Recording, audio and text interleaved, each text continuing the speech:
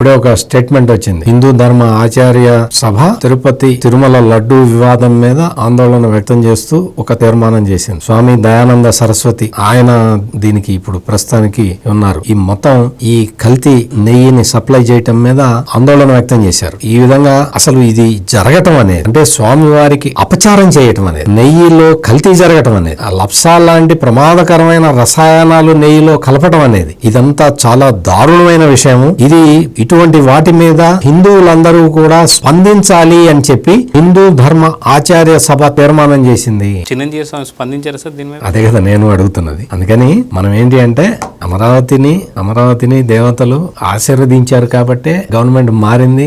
జగన్మోహన్ రెడ్డి మొత్తం రాజ్యం వదిలిపెట్టి పారిపోవాల్సిన పరిస్థితి ఏర్పడింది. అమరావతి సుభిక్షంగా ఉంది. మనం మాట్లాడాల్సింది తిరుపతి లడ్డు గురించి. తిరుపతి లడ్డు వ్యవహారాలు కల్తీ జరిగిన వాళ్ళని, కల్తీ చేసిన వాళ్ళని, కల్తీ చేయించిన వాళ్ళని శిక్షించాలి. ఇప్పుడు మనం డిమాండ్ చేయాల్సింది అది.